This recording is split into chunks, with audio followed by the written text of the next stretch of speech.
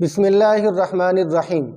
پچھلے دنوں آپ نے دیکھا ہوگا کہ اسلام آباد ترلئی کے علاقے میں امام بارگاہ میں دھماکہ ہوا، جس میں 32 لوگ جاں بحق ہو گئے اور 150 سے اوپر زخمیوں کی تعداد ہو چکی ہے۔ میرے دوستو دیکھیں، پاکستان کے اندر دہشت گرد واقعتاً موجود ہیں جو حکومت کی پناہ میں رہ رہے ہیں، تو اگر اس طرح کا ان کے اوپر کنٹرول ہو جائے، ان کے اوپر بھی مکمل طور پر سختی گرفت کر دی جائے تو یقیناً اس طرح کے واقعات نہیں ہوں گے۔ اور دوسری طرف میں یہ سمجھتا ہوں، یہ دیکھتا ہوں کہ وہ کہہ رہے تھے کہ یاسر نامی شخص گرفتار ہوا، سوشل میڈیا پہ اس کی تصاویر، اس کا شناختی کارڈ بھی دیکھنے کو نمایاں ہوا۔ تو میں آپ سے ایک سوال بھی کرنا چاہتا ہوں، جب اہل سنت کے بڑے بڑے جید اکابرین علماء کرام کی شہادتیں ہوئیں تو وہاں تو کوئی اس طرح کی نامعلوم بندے کا شناختی کارڈ یا اس کی تصاویر یا اس کی شناخت معلوم نہیں ہوئی، لیکن یہ جب معاملہ ہوا، شیعوں کی شامت آئی اور ان کے اوپر گویا کہ یہ بم گرا دھماکہ ہوا تو اس کی شناخت جلدی ہو گئی۔ تو دوسری طرف یہ شیعوں کی طرف سے نعرے بازی سامنے آئی کہ وہ پاکستان مرد آباد کے نعرے لگا رہے تھے۔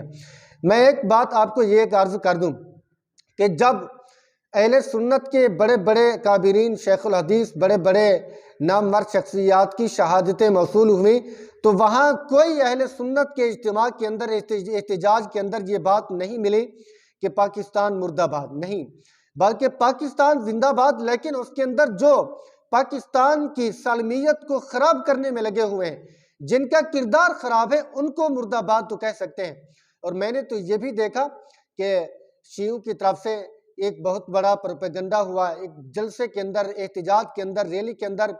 بڑے بڑے علماء کا نام لے کر، احمد لدھیانوی کا نام لے کر، اورنگزیب فاروقی صاحب کا نام لے کر اور معاویہ اعظم کا نام لے کر کہا جا رہا تھا کہ یہ دہشت گرد ہے۔ اب جب علماء اہل سنت کی سپاہ صحابہ کے اوپر حملے ہوئے، ان کے اوپر بم دھماکے ہوئے، ان کی شہادتیں ہوئیں، ان کے لیڈر، ان کے قائدین کو گویا کہ شہادت کے رتبے پہ فیض کیا گیا، ان کو مارا گیا، تو وہاں تو نہیں کہا گیا، وہاں تو یہ نہیں کہا گیا کہ شیعوں نے مارا ہے، لیکن یہ تو واضح طور پر قائدین کے اوپر الزام تراشی کر رہے ہیں کہ قائدین نے ہمیں مارا ہے،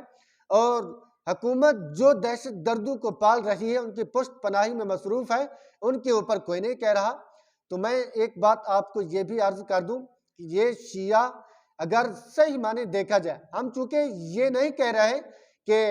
یہ ٹھیک ہوا، لیکن اگر جزوی طور پر دیکھا جائے کہ ان کے عقائد کو دیکھا جائے، ان کے گویا کہ کتابوں کو دیکھا جائے، ان کے ایمان کو دیکھا جائے، وہ یقیناً کافر ہیں، اسلام سے خارج ہیں۔ اگر دہشت گرد پالے ہوئے ہیں حکومت نے تو یقیناً وہ بھی دائرہ اسلام سے خارج ہوں گے، وہ بھی مسلمان نہیں ہوں گے، لیکن یہ مرنے والے بھی تو مسلمان نہیں ہیں نا،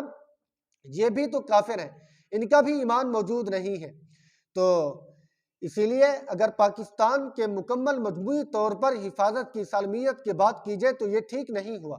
اگر مذہبی والے تبصرہ کریں گے وہ تو کہیں گے کہ یہ ٹھیک ہوا،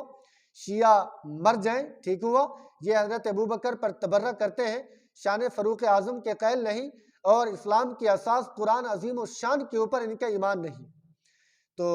دعا کرتے ہیں پروردگار عالم پاکستان کی حفاظت فرمائے۔ کمنٹس کے اندر آمین ضرور لکھیں۔ پاکستان کی گویا کہ سرحدات کی حفاظت فرمائے۔ تو اللہ تعالیٰ سب کی حفاظت فرمائے، پاکستانیوں کی حفاظت فرمائے اور دہشت گردوں کو ان کے انجام تک پہنچائے۔